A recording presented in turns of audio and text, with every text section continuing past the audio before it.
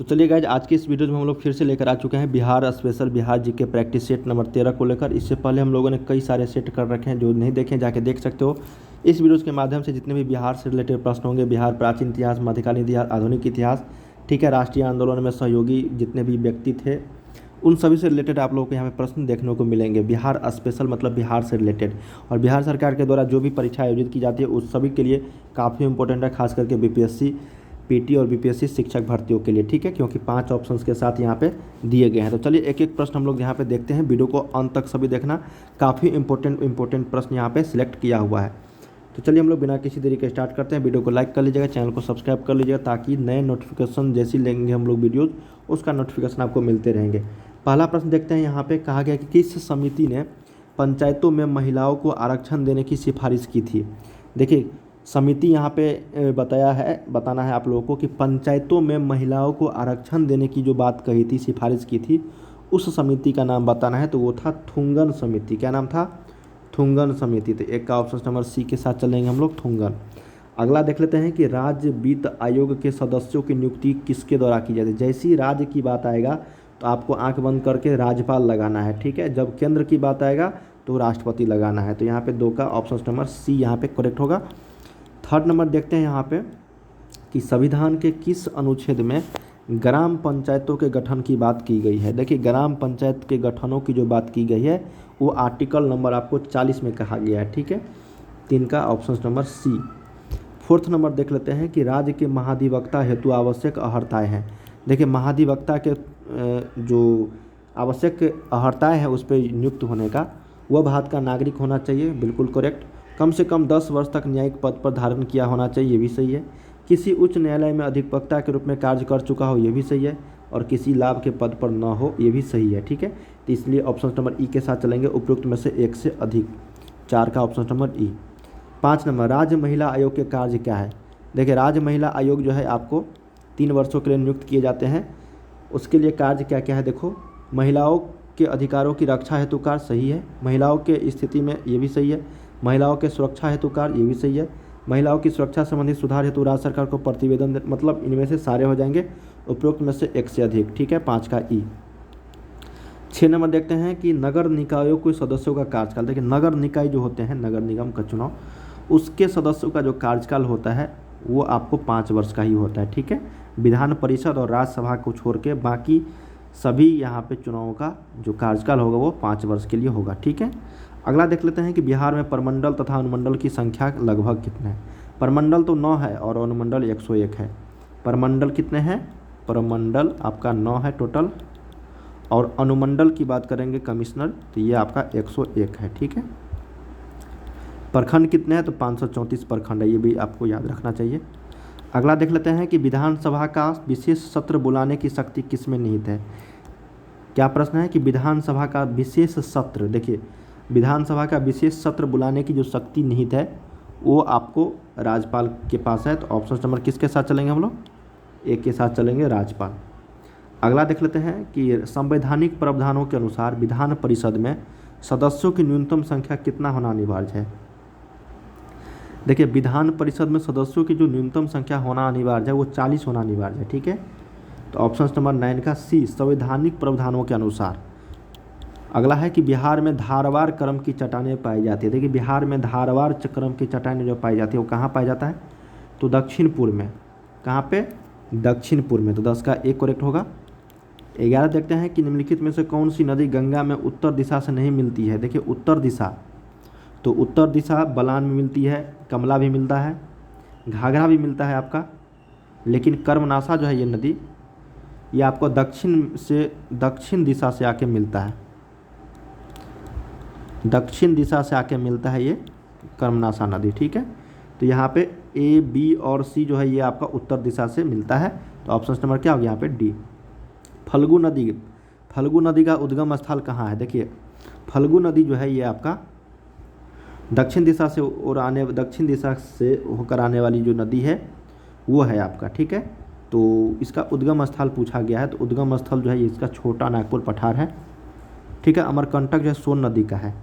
निम्नलिखित में से कौन सा जलकुंड बिहार का सबसे गर्म जलकुंड है? तो सबसे गर्म जलकुंड जो है ये आपका ब्रह्मज कुंड है, यहाँ पे ब्रह्म कुंड, ठीक है। अगला देख लेते हैं, सीताकुंड जो है ये आपका मुंगेर में है। बिहार राज्य आपदा प्रबंधन प्राधिकरण BSDMA की स्थापना किस वर्ष की गई थी? तो बिहार राज्य आपदा प्रबंधन प्राधिकरण की स्थापना की बात करेंगे हम लोग तो 2007 ईस्वी में किया गया था। Option number C. बिहार में कितने भूकंपीय क्षेत्र पाए जाते हैं?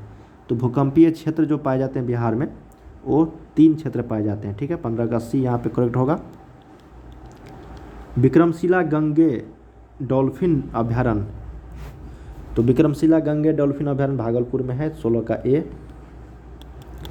17 देख लेते हैं कि बिहार में किसानों की आय को बढ़ाने तथा कृषि समग्र के विकास हेतु कृषि रोड मैप 1 का शुभारंभ कब किया गया था? देखिए, कृषि रोड मैप 1 का शुभारंभ की अगर बात कर रहे हैं हम लोग तो 2008 ईस्वी में बिहार सरकार की ओर से की गई थी।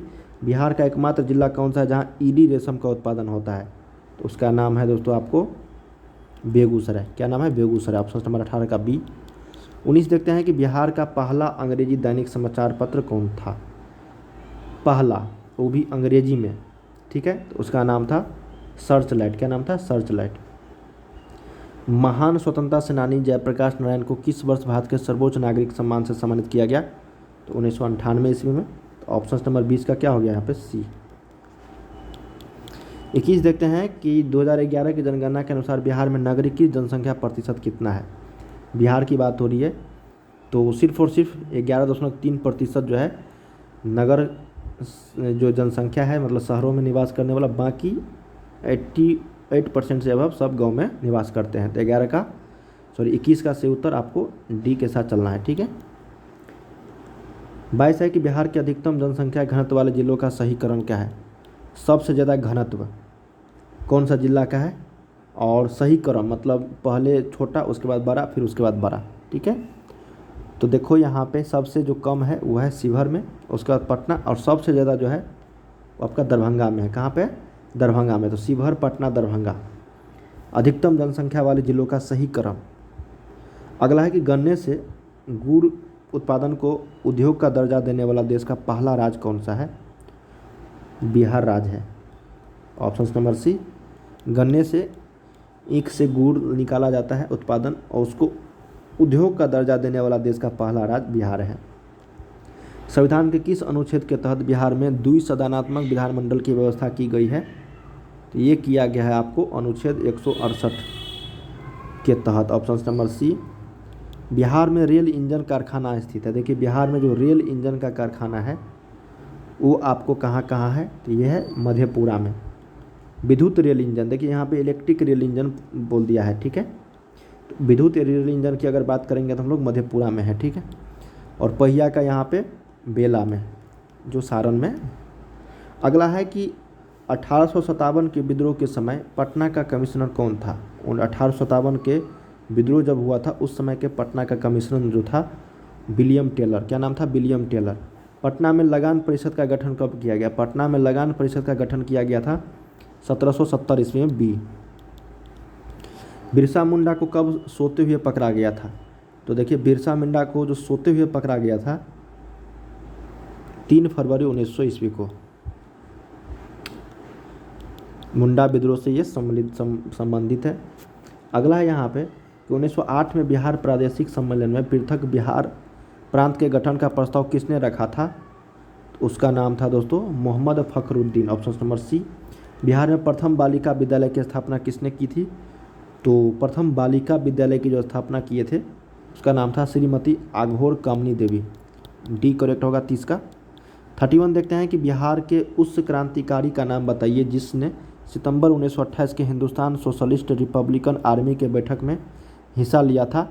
तो वो था दोस्तों आपका फणींद्रनाथ घोष। अगला है कि पटना का अंतिम बहावी नेता कौन था? तो अंतिम बहावी नेता की अगर बात करेंगे हम लोग तो वो था Ahmadullah. Option number B. Next देखते हैं कि नमक सत्याग्रह के समय श्री कृष्ण सिंह को कहाँ से गिरफ्तार किया गया था?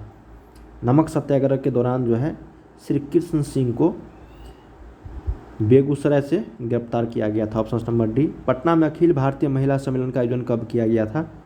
1929 ईस्वी में किया गया था। अगला देख लेते हैं कि असहयोग आंदोलन के दौरान प्रिंस ऑफ वेल्स का पटना आगमन कब हुआ था? तो 1920 के आसपास होगा। तो ये 35 का सही उत्तर आपको 1920 से 22 ईस्वी तक चला था असहयोग आंदोलन। उसके दौरान प्रिंस ऑफ वेल्स पटना आया था 22 दिसंबर 1921 ईस्वी को, सी करेक्ट होगा। बिहार प्रांतीय प्रोविंशियल किसान सभा के प्रथम अध्यक्ष थे स्वामी सहजानंद, ऑप्शन नंबर सी। अगला देख लेते हैं कि बिहार में पहला कांग्रेसी मंत्रिमंडल का गठन कब हुआ था। तो पहला कांग्रेसी मंत्रिमंडल का जो गठन हुआ था 20 जुलाई 1937 ईस्वी को। जयप्रकाश नारायण किस आंदोलन से संबंधित थे। तो ये भारत छोड़ो आंदोलन से संबंधित है, ऑप्शन नंबर डी यहाँ पे करेक्ट होगा, 38 का डी। 39 है कि किस सिख गुरु ने सर्वप्रथम बिहार का भ्रमण किया था। देखिए सिख गुरु जो थे गुरु गोविंद सिंह का तो पटना में ही जन्म हुआ था, तो ये सबसे पहले जो थे गुरु नानक देव थे, ऑप्शन नंबर बी। नालंदा विश्वविद्यालय में किस विदेशी यात्री ने अध्ययन नहीं किया था। उसका नाम है Ibn Battuta, option number C. बाकी सारे जो है किए थे नालंदा विश्वविद्यालय में। अगला देख लेते हैं कि बिहार का शासक मलिक इब्राहिम या मलिक बयां किस वंश से संबंधित था। तुगलक वंश से, ऑप्शन नंबर सी। मगध के किस परवर्ती गुप्त शासक ने अश्वमेध यज्ञ का आयोजन किया था। तो उसका नाम था आदित्य सेन, 42 का ए करेक्ट होगा। 43 देखते हैं कि प्रयाग प्रशस्ति में किस सम्राट के विजय अभियानों की चर्चा की गई है। तो समुद्रगुप्त का, ठीक है। प्रयाग प्रशस्ति में समुद्रगुप्त सम्राट के विजय अभियानों की चर्चा की गई है। अगला है यहाँ पे कि किस शासक ने वैशाली के लिच्छवी राजकुमारी कुमार देवी से विवाह किया था। तो लिच्छवी के राजकुमारी कुमार देवी से जो विवाह किए थे वैशाली किस शासक ने।